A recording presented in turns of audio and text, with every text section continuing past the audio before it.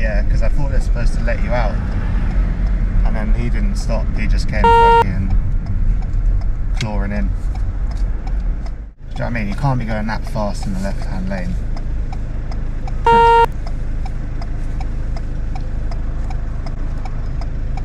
Today we're up in Hendon and we're going to be doing a mock test with Ike.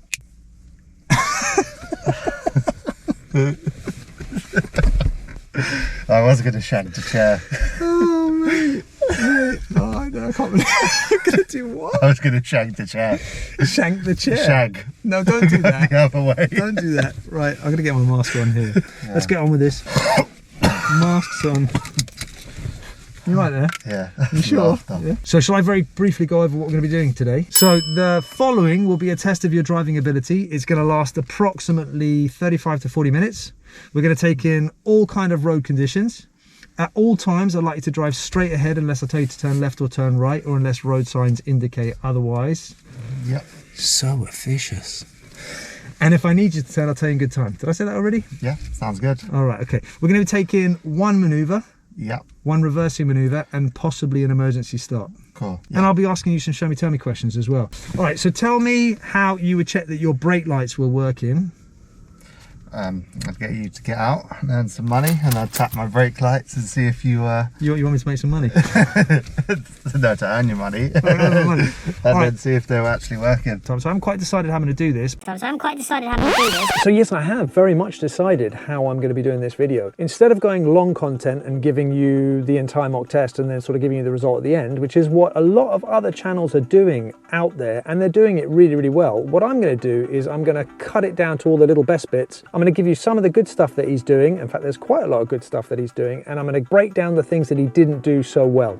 But if you would like to see the entire video and you prefer the other format, let me know in the comments if you'd rather see the entire video. But this is my take on how to get this, how to do this.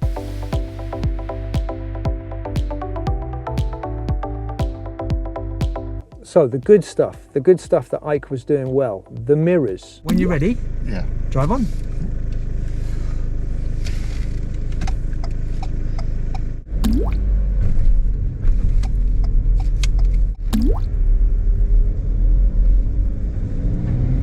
His progressive driving.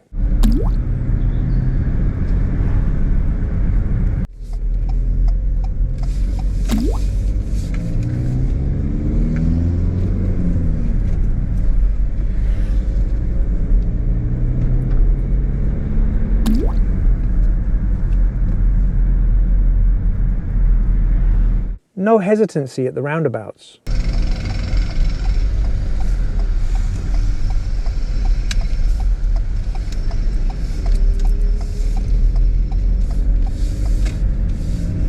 His general control of the vehicle.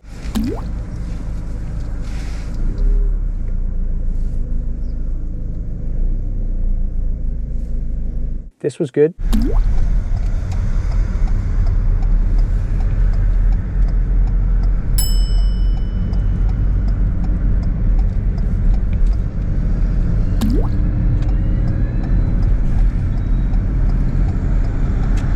Like this bit.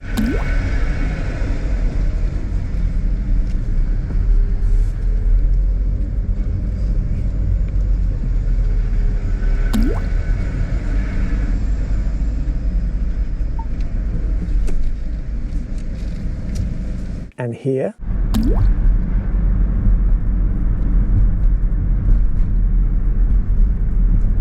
Go straight on.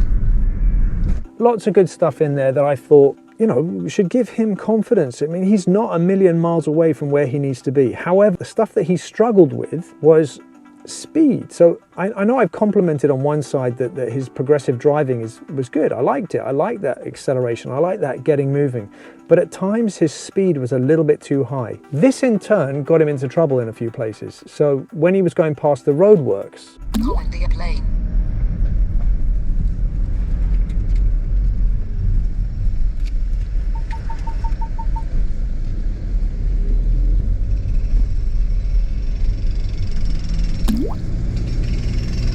go right on the roundabout and take the second exit.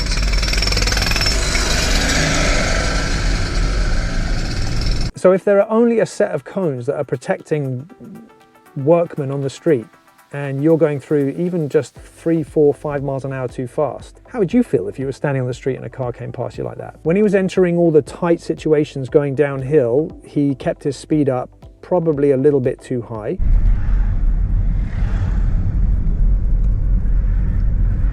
After 300 yards, go right on the roundabout and take the second exit, B454, Church Lane.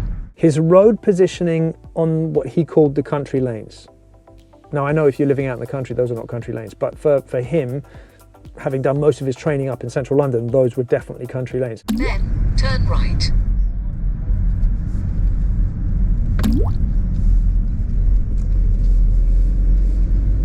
He wasn't responding to the road markings. I actually spoke to him about this afterwards. He was a bit confused about all the slows written on the ground.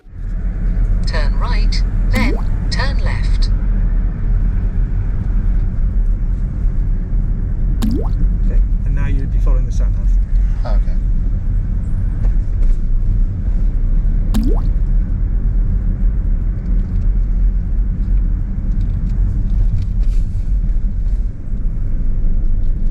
If there's slow written on the ground, that's because you're going to be approaching something. It could be a junction, could be a bend, could be a blind junction, it could be something. They're there as just little prompts to warn you that something could be happening, but he didn't really respond to those, and because of that, he entered a few corners a little bit too quickly. On one particular corner, he came around that corner, got distracted by his signal, then his gear, and almost lost control of the steering wheel as a van was coming past. So once you've gone around this bend, you can find somewhere to pull up on the right in a safe place for me, please. Yep.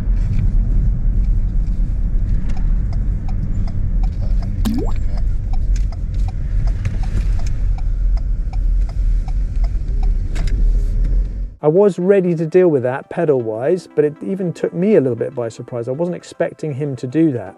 When he did his pull up on the right, he moved across. He did put his signal on a little bit too early. There was a junction there, and you know what, give him a little bit of the benefit of the doubt. It was quite a hard place to do a pull-up on the right, although I have seen examiners do it in that exact location, so I guess if they're doing it, we can do it. Just find somewhere to pull up on the right for me, please. Yep.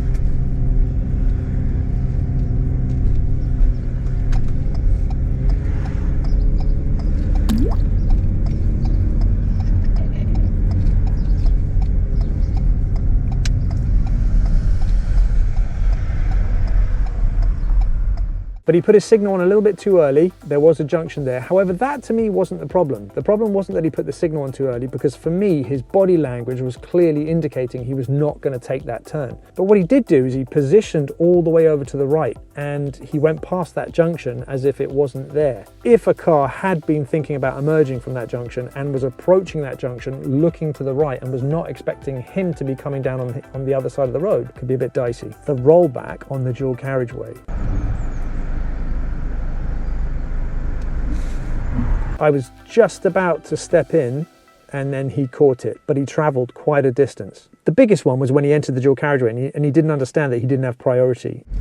You have reached your destination. Can I just follow the road ahead for now? Yep.